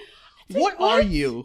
Why are you here? And I don't know what he's doing in the fourth movie too. Although he's just like a lunatic. Like, he looks like Robin Williams when he just got out of Jumanji. Like, I don't understand. understand what he's doing. He's making some kind of meta-analysis because he keeps saying things about reboots. Used to be good. Yeah. He's like, films are not good anymore. Like, he's the old man, like, yelling at the I kind of sky. like that he's a joke, though. He's just a lunatic, and he's still got his vampires around. Yeah, yeah. Oh my god! But I like that we've all. I'm so glad they brought him back. Though. We've all accepted he's a joke because when he comes out, Neo's like, "Oh, you." Oh, not you again. Like him and everyone in the audience is like, "You got to be kidding me." Wait, he screamed. I wrote this down because he goes, "Movies used to be better," and then at one point he goes, "Sequel, franchise, spinoff." Why? I was like, this actor was not there to film. He was just yelling. He just came on set and they were like, all right, you could be in the movie, I guess. He's the only thing. I actually think you could watch 1 and 4 and not watch Reloaded and like, I really think 4 almost works as a reboot enough that you could just see it as a sequel to the first one. But the only thing that breaks that is the Merovingian. Yeah, he's there. Right, because he's there being wacky. Being a lunatic. And I guess Satie, but you don't need to really know where she came from. She does not. Her origins don't mean anything really. In this movie, we learned that her father her parents were fucked over Neo. Yeah. Oh yeah, that because he made the, what do they call it? The something porium. Oh, the anomalium. The anomalium, right? Which is the little place where it's just Neo's pod and Trinity's pod, because you have to keep them close together but not let them touch. Yeah. By the way, not to be Nitpick City. Because that's your job. But why then? Why is she go to the coffee shop that he goes to? I guess because she's got to be there. But like the guy, is that where she was? I wasn't sure where she was. But the guy Jude is supposed to be one of the people that's controlling him. So why would Jude introduce him to Trinity? If that would get him close enough to maybe actually hook up with her. We were discussing this as well. We're like, wouldn't he just be like, no, man, she's married. Like, leave her alone. Right. If they're supposed to be close, but not. Yeah. Like, they can physically be in each other's orbits. That's fine. It's like just the lady you see at the coffee shop and you have a crush on her. But like, I'm going to go introduce you to this lady. Right. No, don't do that. Right. Unless his programming, like, of course, because he's a program. So I'm like, his programming told him, like, oh, if you introduce him, it will repulse her, maybe. Oh, maybe. But then they can't be too far away from each other. Then it doesn't work. Right. He can't not know she exists. Yeah. Well, when we first see their reflections, right? Like, we keep seeing Keanu's or Neo's reflection. Right. Bill who's I think Carrie Morse's actual husband. Oh, really? Yeah, the bald guy. So funny. That's so, everything is just like very, very meta. Well, the first thing we see is like the beard, like the white beard and like white hair, like in the coffee table. Mm-hmm. And Bill's like, is he the architect? Like he thought it was intentionally like looking like the architect. Yeah. That Neo is the architect of this world, which I thought maybe would have been a more interesting rabbit hole. Like, yeah. I think that actually, now that I'm saying it, I'm like, that would have been better if Neo was the architect of this Matrix and he didn't even know it. He was in a prison of his own making. In a way, he is, because he's the most. They said you didn't want to be found. Right. Him and Trinity are literally what's running the Matrix. Mm-hmm. But there's. Yeah. I think they, with the exception of the first movie, they have an issue with stakes. Like, they. Sure. They really do. Like, in Reloaded, they sacrifice stakes for spectacle a lot of the time. Yeah. Like, Patrick Williams brings this up also. Like, we know that Neo is a god. They pose no threat to him inside the Matrix. He can do whatever he wants. He, like, never loses his powers. It's fine. Like, the Burly Brawl, as he calls it, the crazy Agent Smith Which fight, looks terrible, by the way. It doesn't hold up. There's no stakes. There's no stakes to that fight. Right. And in this one, I also feel like they struggle with stakes. It's like, what in the fourth one? In the fourth one, yeah. What are the stakes? What's gonna happen if Trinity doesn't wake up? They won't be together. I think it's a love story. It is a love story, but it's just like they don't need Neo anymore. They don't need him for anything. In Reloaded and Revolutions, they need him to end the war because it's like the imminent. Oh, why would they wake him up? Yeah, I mean, just because he's in there. I guess. Just because. Like, they're like, oh, he's still alive. We're going to find him and bring him back. And, I mean. He's around. He's a legend. If you find out that he's in there. Let's get him out. It's a rescue mission, I guess, but. Because they saw it, because, they all know how to, like, read the code. Mm-hmm. So they saw that he looked he crazy. Like he didn't fit. Yeah, he didn't fit, and that's how they found him. But like they seem to be doing well, and there's in the real world, right, with Io and the city, now that they've begun to live in harmony with the machines, or the Synthients, I should say. They don't really need Neo for anything. But they're still like a military operation. Yeah. But you know, they're still at the beginning, like they're recreating strawberries. Yeah. Which, by the way, Snow in the Desert. But that's also that's true Baudrillardian simulation simulacra, because there's the whole thing in the first movie about how do they know what things taste like? Maybe that's why everything tastes like chicken. Yeah. Which is another one of those things. Figure out what chicken tastes like. Right. Like they say, the ant from Family Matters is like, the strawberry is. Oh, is that the ant? We took the code from In the Matrix. So the strawberry that he's tasting is a copy of a copy. It's a Matrix strawberry, which we'll never know. Made real. So we'll never know if that's actually what a strawberry ever tasted like. And it's sort of like a clone, right? It is a clone, I think they say. Yeah. Of whatever, like, I don't know if they say it's DNA, but it's like, it's the map of a strawberry. And so now we're making it. Wait, I want to go back on what you were saying before. Yeah. They need him because even though things are better, they're not. Because there is this new Matrix that people are stuck in. Mm-hmm. Right, people are still in the Matrix, but people were gonna be still in the Matrix. But I think they were supposed to have some choice to leave. But now this one I think is too... the Neil Patrick Harris Matrix is bad. It's not part of what the truce was. Right. But he's still working for the suits who made the truce. Right. So the machines broke the truce. They broke the truce. But they were also like at civil war with each other. Right. Which is really interesting because it's almost like our Civil War, right? Even though, you know, in our Civil War, the abolition of slavery was part of the Civil War. In this one, the abolition of slavery then creates the Civil War, because without people as the energy. Right. It's an energy crisis because they're not using people anymore. So they're fighting each other. It's really interesting when you think about it. Really is like the South versus the North. Like we need the bodies of those people in the pods to create our economy. Right. Right. And but them fighting each other is where you get like people on both sides. Like you get like the Synthients who are like good guy machines. But there seems to be 4 of them. We love them all. Well, yeah. There's the cool little guy. It's like a little stick guy that he gives you £1. Yeah. What's his deal? He's fun. He's like that flashlight I keep on the refrigerator. Yeah, he's fantastic. You got the big bird that flies around. You know, got all the guys. Who is... Yeah. It's fine. Oh, and then the guy who helps make the strawberry, that guy, he's a program, but he's outside of the Matrix, like Morpheus. Right, like Morpheus. They did a lot of cool things with Morpheus, with him like coming out of pipes and like they got a lot of good use out of whatever that technology was. Yeah. So in the second one, we finally learned that Oracle is a program. Right. The second one is good at saying like everything we told you in the first one is true, but here's more. Right. And actually, Neo is something that they accounted for, and the Oracle is part of the system that's supposed to help. And you know, at the end, he comes to a choice. The architect is like, okay, here's what we do. Because this keeps happening. We're going to reboot the Matrix, and we're going to kill everyone in Zion except for like 5. Because you get to select. Right. There's because more you need a rebellion. Than males. Yeah. And so the you one need chooses the other side. Yeah. Right. So which is itself very disheartening and depressing, the idea of like even revolution is part of the system. Yeah. That we allow for a certain amount of rebellion. Right. Yeah. You need that for it within the equation. Right. What also occurred to me, but because he loves Trinity, he doesn't do what the architect thinks he's going to do. Yeah, he doesn't choose the well-being of everyone over the well-being of himself or his love, his relationship. And he brings her back to life anyway. Which is a cool scene because he puts his hand through her body and like grabs her heart.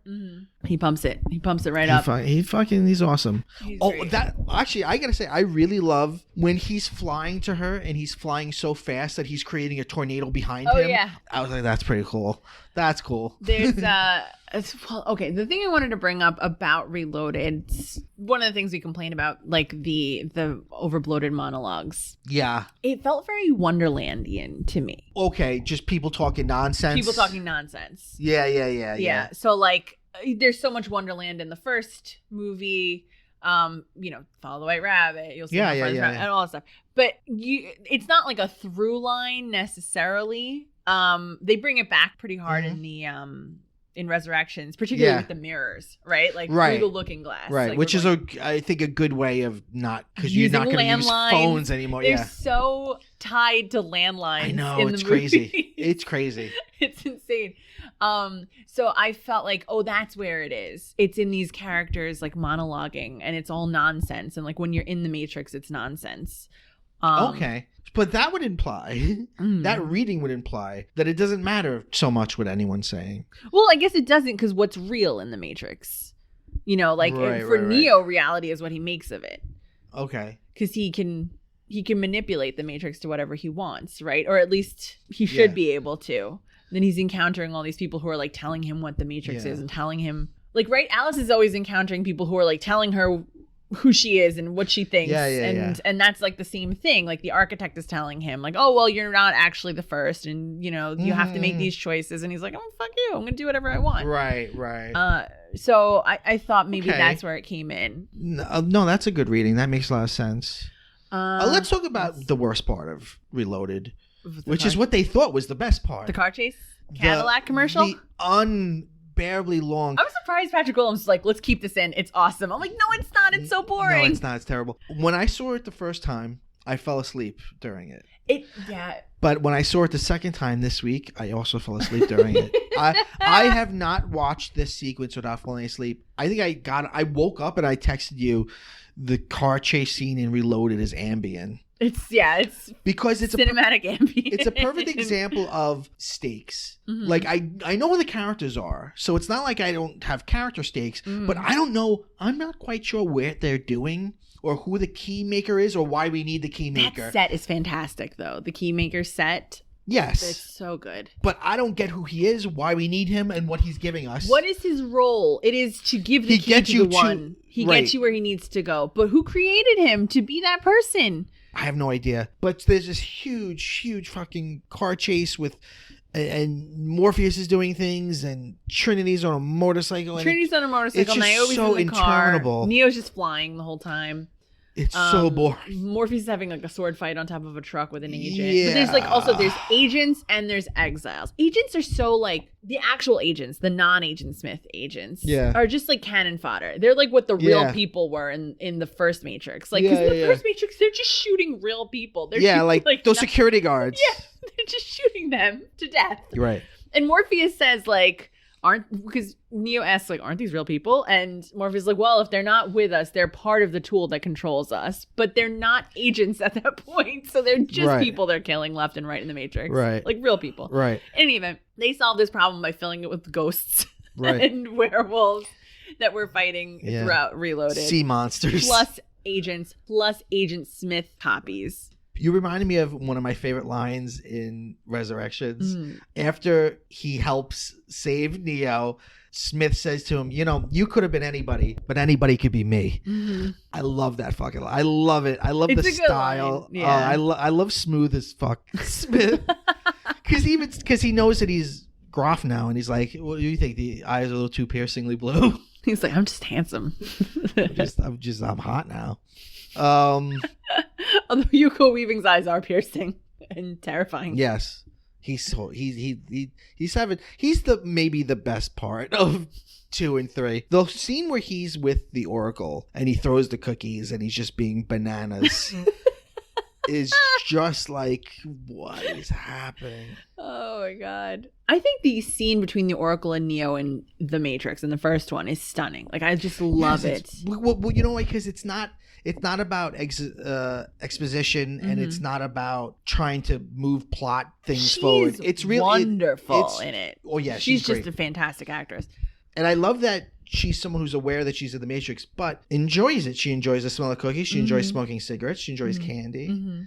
She is one of the philosophical parts of the first one, not one of the plot parts. Whereas in 2 and 3, she's all plot. She's all about the plot. In Zion, when we first go to Zion, and Link talks to the folks who are like controlling opening the gates and stuff. Yeah. They're in like this super, super futuristic, like all white crazy sterile looking room. Yeah. Like you can't even see the walls. It's just like white light behind them. And they have like clear, like it's just like floating words coming up in front of them. It looks ultra futuristic. And then you enter Zion and it's like kind of steampunk and really industrial and kind of drab. And people are not wearing shoes, dancing in the dirt. And I'm like, where is this clean, white, crazy, technologically advanced room that we never see again? Right. What was that? Yeah. Where was that? Zion, you're kind of like, what are you guys fighting for? I know. There's the famous fucking rave and I'm like these dirty foot people.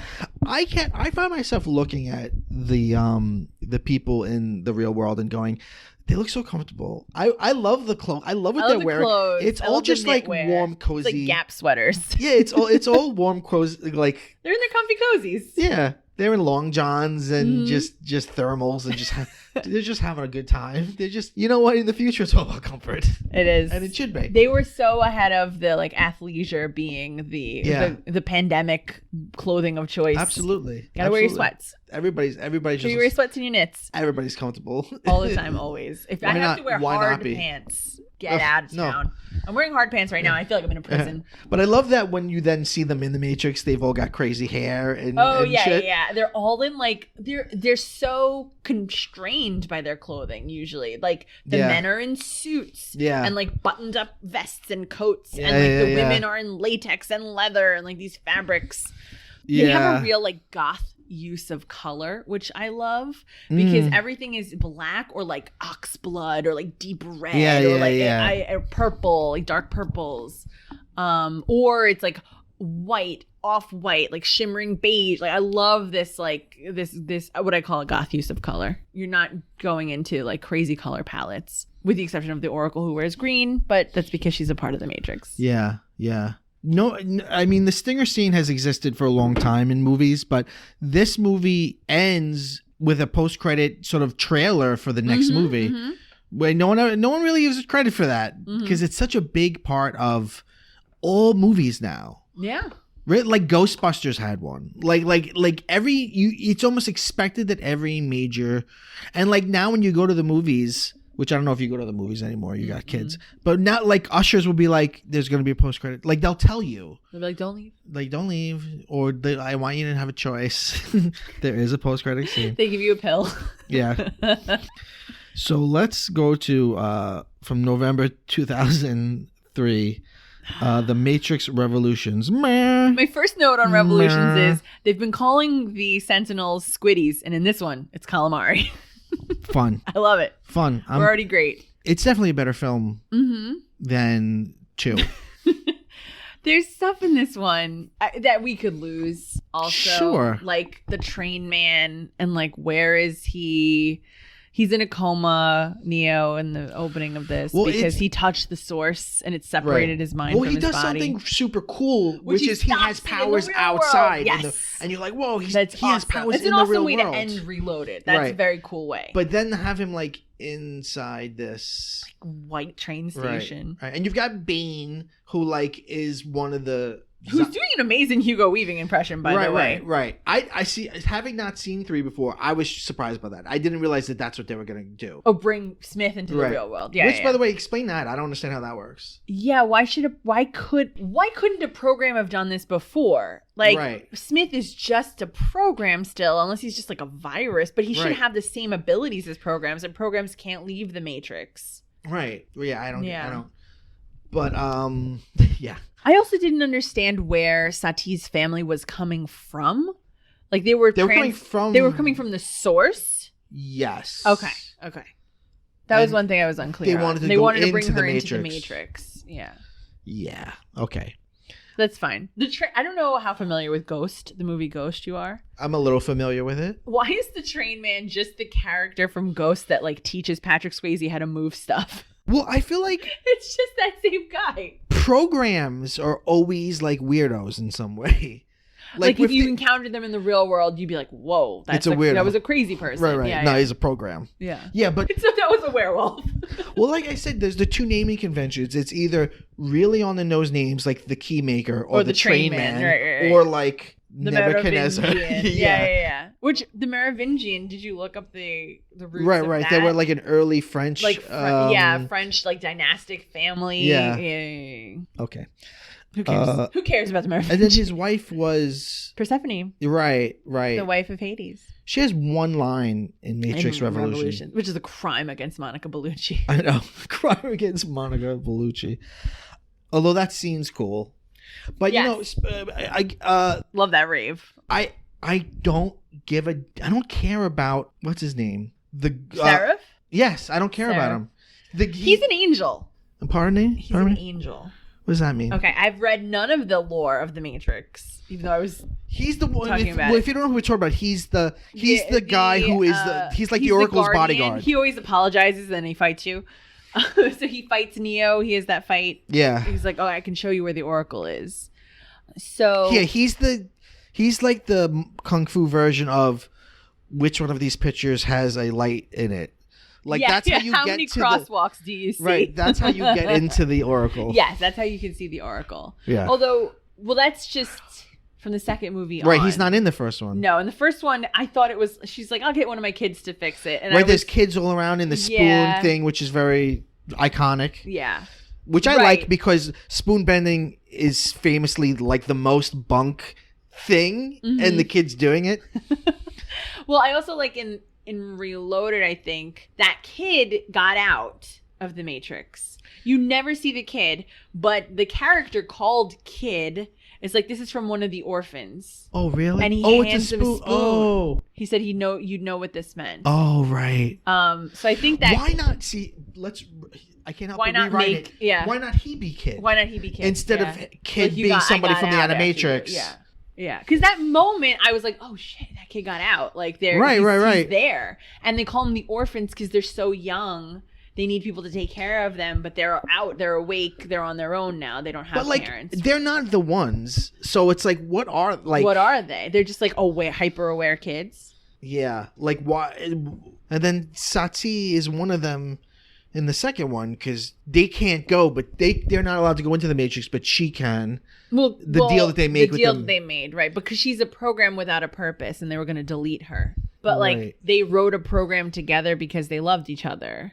So the programs when can two fall programs in love each other, they make a very cute little girl program who says Neo instead of Neo every time. Hello, Neo. I was like, no one corrected her on set. No, no one's gonna. Okay, that's fine. I mean, it's cool visually, the whole train thing. I mean, it's like I think of Harry Potter too. Trains and train stations are such potent metaphors. Yeah. Well, okay, the thing I was going to say about Seraph being an angel, right? Yes. So there's no naming mistakes in these movies, right? And Seraph is an angelic name, like Seraphim. Have you ever heard of that? Yeah. So, but isn't it also a font? It is, sans serif is, but it's not spelled the way his name is spelled. So, and then when you see him walking towards the bouncers at Club Hell, which is a little on the nose, the bouncer says, he's wingless. Look at him. He's wingless. And right. And then the guards of that place start walking on the wall upside down, Lionel Richie style. Why were they doing that? I mean, I probably got a feeling. Dancing on the ceiling. I don't know. Were they supposed? Is that like a werewolf thing or a vampire thing? I guess they hang upside down like bats. It's what hell knows. This is what happens with a lot of fantasy and sci-fi. Like the more you make, the more people have powers. The more you just increase everybody's abilities. Like remember when Luke was the last Jedi, and then there's actually this guy from the video game, and then that guy. Right. There's 10 other guys. Don't worry about it. 30 hiding Jedi. Yeah, they're on the... Okay, so he lost his wings. Oh, wait. I read this in Wikipedia. He betrayed Oracle. Seraph? Yes. Because he's the reason that she looks different, because he made a deal with the Merovingian for something. That's probably how he lost his wings. So, but why is he still the bodyguard? Anyway. You're supposed to care about him in the third movie, and I don't. Things happen to him, and I'm not interested, really. I don't care that much. I'm not interested. Yeah. The first movie does a really good job of making you like all of them. Like Dozer, Tank, Cypher, Mouse. Even though they don't have a lot of screen time, you kind of get who they are and you like them. Yeah. Whereas in 2 and 3, there's just so many people. I watched 2, and then the next day I watched 3. Mm-hmm. And too. I did Animatrix in between. Okay. When I watched 3, I was like, I had to go back and rewatch the end of 2, even though I had seen it 24 hours earlier, because I was like, who are these people standing around? Yeah. Like, that's the captain of the ship that saves them. I didn't know who the captains of the ships were. So, like, Captain Roland, whose granddaughter they talk about in Resurrections, when we meet the granddaughter, is the captain of the Hammer. Yes. And also because actually it's Molinier, but they thought that no one would know how to say it back then, so they call it the Hammer. But the name of the ship is Molinier. Oh, wow. Yeah. Oh, that's funny. Now, of course. Now everyone says Molinier, yeah. So, yeah, because I was like, that's odd. It just has like a regular name. It's like the Hammer. Okay, so there's Captain. The other thing that makes it confusing is the captains give away their ships or drive other captain ships. And let Neo borrow some. Yeah. So Niobe gives her ship, the Logos, to Neo. Yeah. They're carrying... The Nebuchadnezzar... This is what I forgot. The Nebuchadnezzar explodes at the end of... Yeah, it gets destroyed. The second movie. Yes. So that one's done.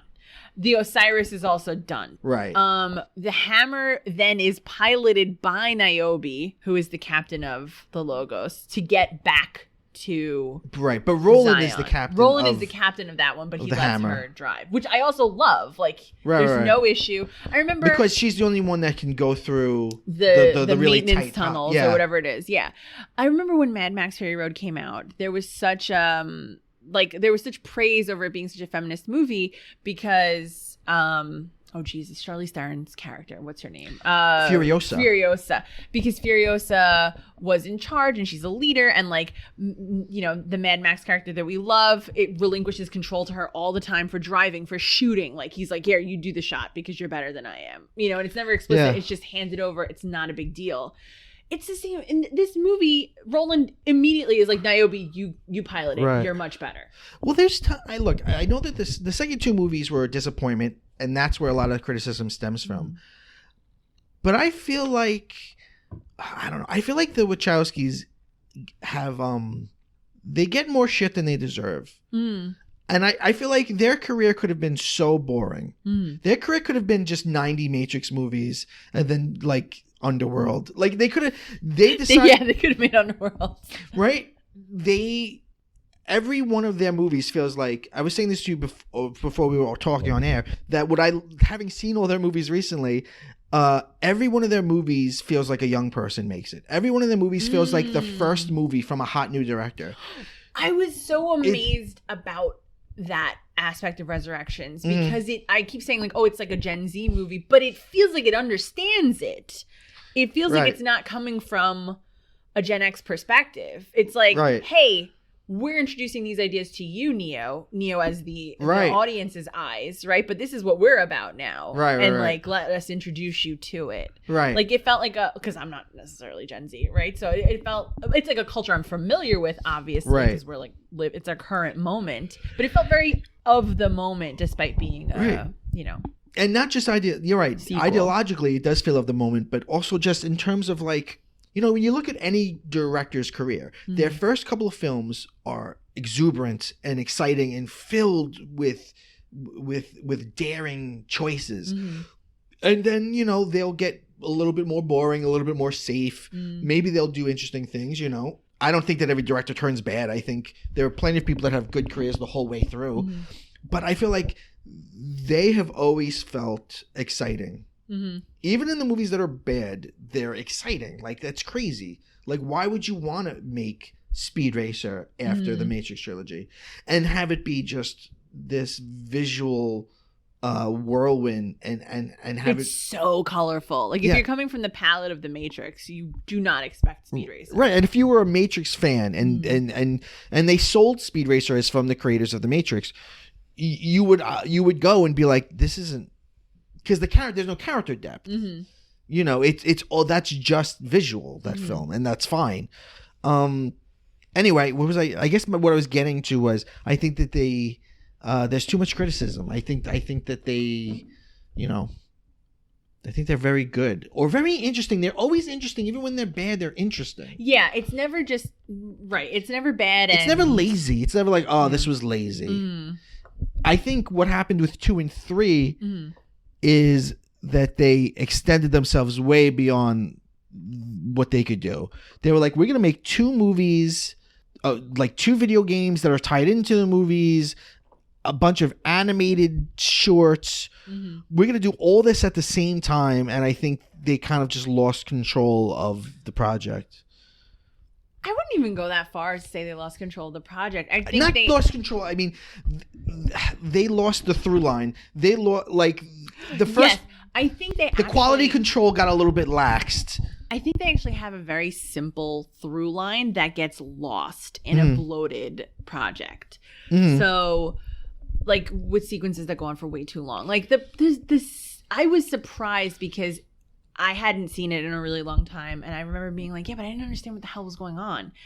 And watching all this stuff back to back, I was like, oh, it's actually really simple, which it doesn't come off as simple right away, right? So he just has to go to the machine's source in order to end the war before the Sentinels reach You've got the ticking clock of the Sentinels. Right.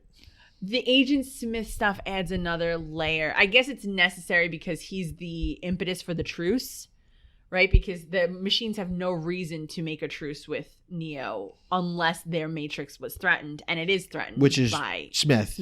So Smith functions as that role of like the threat, but otherwise that stuff is like confusing because you're showing us all these other things that are happening in the Matrix that really have nothing to do with the main like thrust of the plot, which is you have to save Zion from these like this impending attack, and only Neo can do it, and he has to do it in this very specific way. But I would say that the weakest stuff is the battle in Zion, because they don't even cut back to Neo enough. Like, it seems like there's a good half hour that's just people we don't know fighting in Zion. Scream shooting at Sentinels. Right, and it's like, please get back to Neo and Trinity on the ship. Please. Yeah. Like, I understand this is crazy action and whatever. It's interesting, but it's just too much of it. It just feels like filler, and it's just like, I don't... There's just too much. It's also, you know, they're not going to win. Like, it's just like, you're not going to win this battle, right? What's going to save the day is whatever Neo's trying to do. Right, because if he fails, what was the point of his journey? Right. And, like, if the humans just do it, then we never needed a one to begin with. So you're showing us a foregone conclusion unless he can get to what he's getting, where he's heading. Yeah. No, I agree with you. I think there's a lot of interesting ideas. I think it's something that should have been tighter. Yeah. You know, there's a lot you can cut. But ultimately, I think I was happy with the ending. You know, Trinity dies by his side. Yeah. Neo sacrifices himself. I think we kind of knew that was going to be the end of Neo's journey anyway. Because he's such a Christ metaphor. Yeah. Even at, like, when he, like, I guess, is taken over by the suits, or like he's kind of blasted by them. Yeah. There's a little, like, cross that appears on his chest first. It's like the first place the light bursts through. But it's not like a circle, it's a cross. And at the end, when the machines are like dragging his dead body, like he's in like a crucifix position. Yeah. You can't help yourself but do it.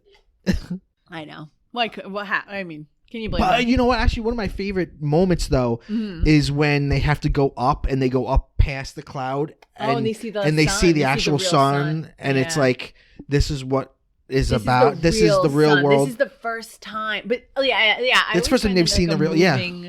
It is a moving scene. Because Trinity's never seen the sun before. Like, she only has ever seen a Matrix version of the sun. Right. So yeah, and it's what they're fighting for. Right, like, to restore this. Right. And it's the promise of that's never fulfilled in Resurrections. They have a bio sky. You know, it's like a computer sky. Right.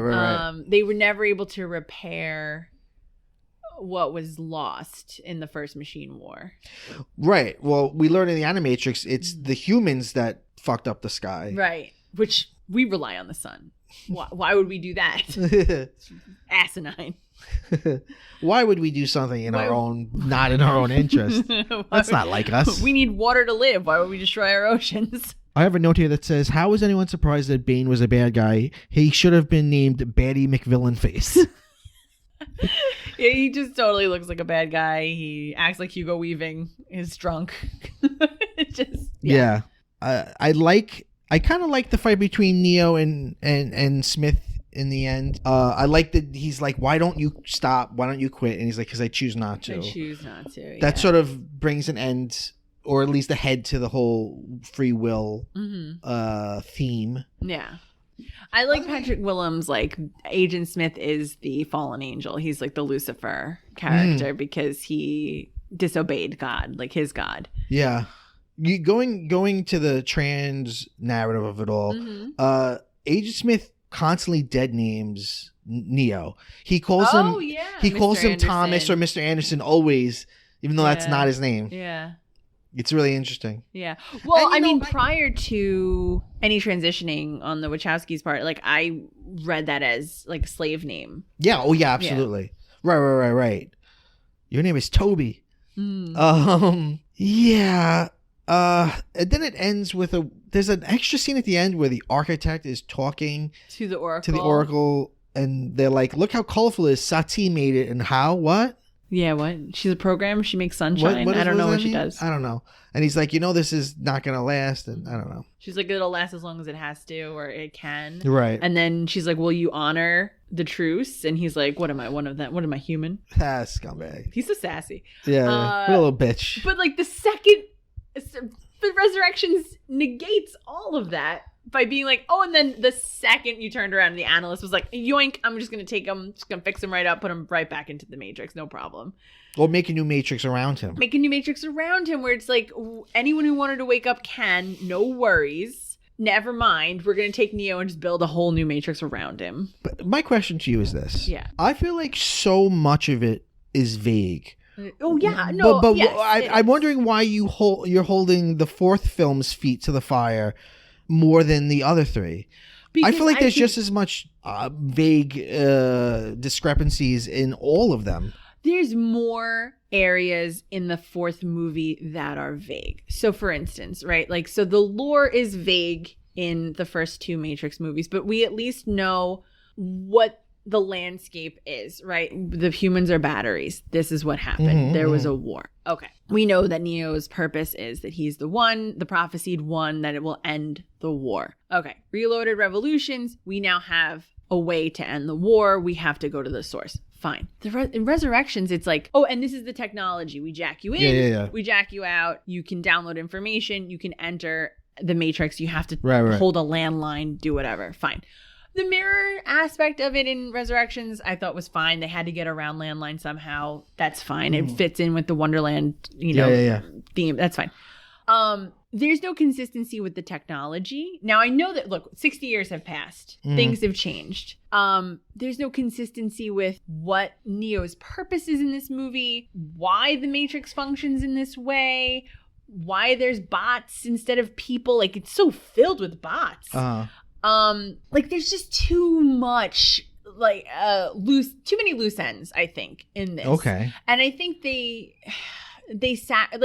were just like, sort of, yeah, who cares with it? Just to have the romantic central story. And I do like Trinity and Neo, but I just had too many issues with who these characters were. And then the Sati stuff also was just a big plot hole where it's like, oh yeah, she just, she knew the whole time that he was alive, but Niobe wasn't ready to hear it. No, he was like, why didn't you just tell me? She acts like a normal person would in that situation. So he's like, you weren't ready to hear that information yet. It's like, oh, because we didn't know we were making a sequel. That's why. I want to talk about some of the stuff I love about it. And you can tell me what you think about some of this. Yeah. It has a different cinematographer and a different music composer as the first three films. And it looks different. Yes. Most big Hollywood films, especially films with action, have second and third unit directors. Basically, a film crew that makes the action scenes, makes little, sometimes they do, the fighting scenes and stuff. This movie did not have one. Lana Wachowski directed every single thing. Oh, wow. And supposedly, whereas everything was storyboarded in the first three, in this one... Yeah, meticulously. Yeah, in this one, Lana was like, more collaborative with the people around her. Okay. It feels different. It feels, to me, it's a breath of fresh air, especially after watching 2 and 3. And even like if you compare it to other Lego sequels, right? It's similar in some ways to The Force Awakens because it's sort of like a sequel, but also a new start. But whereas The Force Awakens is made by J.J. Abrams and Disney, so there's a sort of cynical aspect of it, of making money. I don't feel like Lana did this for money. I feel like, Lana says that she did it because her parents died very close to one another and she was grieving, and the idea of bringing people back to life was good for her. And I see that. I see the grieving process in the movie. I see the love of the characters in the movie. There's something I think what I love about 4 is that I think there's something very pure about it. It takes itself way less serious than the other ones did. It's lighter. The new Morpheus is fun. It's much looser. It's kind of, you can feel to the first 3. You can feel the looser hand of the artist too. It's beautiful. I like that they've gotten rid of the monochromatic thing, and the world inside the Matrix actually is beautiful. And the world outside the Matrix is beautiful. Like Io, which is where they live now, outside of the Matrix. You've got. It's still better looking than what you had before. You've got, and they've got things to drink and eat and, life. The texture of the movie, I very much like. I liked, the use of, Go Ask Alice, like the original 3 have a lot of techno in there. Oh yeah. Yeah. Whereas this one it's more acoustic film. It's not at all what you would get if you had somebody else make it. The first 3 are like electronic, this one's more acoustic. Yeah, I can see that. Like you needed one of the directors of the original movie to be daring enough to like not give a shit about things, certain things, really. Because you tell there's things she doesn't care about. She doesn't care about some of the rules or whatever. And it really is a love story. And I gotta say, I love that, and I don't know if this is open to interpretation, Trinity and Neo are together the one. Rather than him just being the one. Because I love the scene at the end where they jump off a building and he can't fly. First of all, I think it's really funny when he tries to fly and he doesn't. He's like, nah, it's not going to happen. You can also like kind of see his tummy. Like he jumps in the air. You just see his like little shirt go up. It's very so embarrassing. Undignified. It's like... But in the end, they both jump and she's holding him and you realize she's the one flying. Yeah. And then in the last scene, you see they flying together and they're like spiraling around each other like Wally and Eva. So it's like they're together like the one. Well, in this version of the Matrix, right? Yeah. They have to be, right? Because without her, it didn't work, he says. Right. So it would make sense that she would have as much power in this version as he does in the original. Well, not the original, but like the Matrix they lived in originally. So that was like fine. Yeah. That sequence of getting her out though, and like being next to her pod and like taking her out of the jelly, and now we're gonna like jack her out and while putting bugs in, and then jack her in again. Yeah. I was like, what are we doing here? What's happening? What do you think of the opening, which is sort of a recreation of the opening of the first movie, but with bugs actually like in the wall watching? And it's not really in the Matrix; they're in a modal, but she's kind of like, why is this modal replaying what they now think of as a legend? That's very Force Awakens. Everything we know before is like a legend. It's like a legend. And I like that when people meet Neo, they're like, holy shit, you're Neo. And the one dude's like, could you really fly? And he's like, yeah. I love all that. I love that they all like. It was very like Han Solo and Force Awakens. Yeah, it was all true. It's all true. Yeah. And they all have like crazy respect for him. But there's that one sweet woman who Trinity is her hero. Yeah. And when he goes to save Trinity, she's like, Trinity's the reason. She's the reason. I always wanted to be brave like her. Yeah. Which I loved. I like Bugs. I really like Bugs as an interesting new character. And I've said this before. It's lighter. It's more humorous. And I think I don't know. Like you said, why use the old code to reflect something new? Yeah. It was a good line. I don't know if they're going to make more. It was released on HBO Max the same time as its theatrical release. But then there was articles, of course, about how it was a failure. And it's like, well, how can you call it that? If it's, I don't know. How can we got to change the way we think of this? So I don't know if they'll make more. Lana says that she's not interested in more. Okay. And I think actually it works as like a little appendix. It works as like a little epilogue, right? They're just gonna do shit. Like, you know what I mean? Like, you don't need more. Well, it sort of ends with, and they lived happily ever after. Like, they just fly off. But it's together. similar to the way the first one ends. Yeah, he flies away. Because you don't need 2 and 3 either. It starts and ends the same, right? It's a callback. So right. Now I'm awoken. Now I'm awake. Now I'm awake. We're gonna fly around. Right. Let's have some fun. I mean, one alone works by itself without sequels. You could just have one. Yeah, absolutely. Some might argue you should just have one. One thing I liked was hologram operators. That the operator can be inside the world. Yeah, I like that a lot too. They're not really in there, but you see them. They can see them direct projected you. in. Because they're always in your ear, and you're like, go to the end of the hall. Yeah, I like that. Just like that window. Yeah, I like that a lot. I kind of like that he's a video game designer. You and I had been talking about, there was a rumor leading up to this film, this crazy rumor that maybe Keanu Reeves plays himself. Yeah. And that Keanu Reeves, that the Matrix film exists inside the Matrix. Mm-hmm. And they didn't. He's an actor. Right. They didn't go that far. That would have been cool. I think that would have been fun. That would have been awesome if the movie starts and it's like he's Keanu Reeves. That's how like the new cinematography really helps that this is all a delusion. Like it could be. I mean, I think they could have done a real misdirect where you're like, oh wait, was he actually a crazy person? You have him doubting, right? Like, it's like that Buffy episode. Okay. Remember the Buffy episode where she's in the institution and they're like, there are no vampires. You've been delusional the whole time. Yeah, I like that. They're like, are they gonna new heart all of us? Yeah, it was a dream the whole time. I love Bugs's story because she was a window washer and she saw Neo. Like he was going to walk off. He was going to jump. Mm-hmm. And she looked in his eyes and somehow that awoke her. Yeah. It looks like she saw the real Neo. Yeah. Not the digital self-image. Yeah, yeah. But that was another weird thing because it was like they changed your DSI. We didn't know they could do that. It's like, why wouldn't they be able to do that? They made the whole world around you. I don't know. They be able to change how you look? Because it's ridiculous nonsense. But that was another thing. So the analyst is like, you're a suicide survivor. Right. So he like jumped off a building? Yeah. How did he survive that? Right, yeah, right. Did he land on the window washer thing? I don't know. Well, she said you didn't fall. She's like, and I saw what happened. You didn't fall. So did you just fly off the building? I feel like he might have.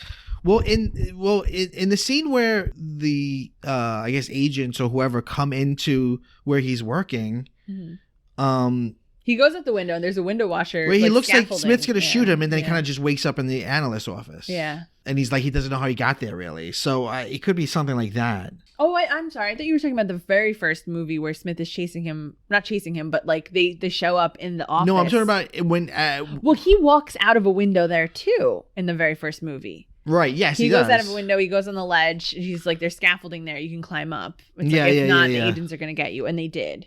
Why would they have Jude, the most abrasive, annoying person in the world, be his like handler? I don't know, but I like that he's like a fanboy. And he's like, I was really obsessed with The Matrix. Oh, man. All of that meta stuff is really interesting. That made me laugh was when he's like, Keanu's like, are you alone? He's like, it's kind of a sexy question. Yeah. I love when they're like trying to, make the new Matrix video game, even though the story is over. And there's all that meta binary stuff. Right. But they're like, no, you got to make this the Matrix. Right. Which I wonder if it's like, I wonder because the game he's working on, his like project that he's doing now is called Binary.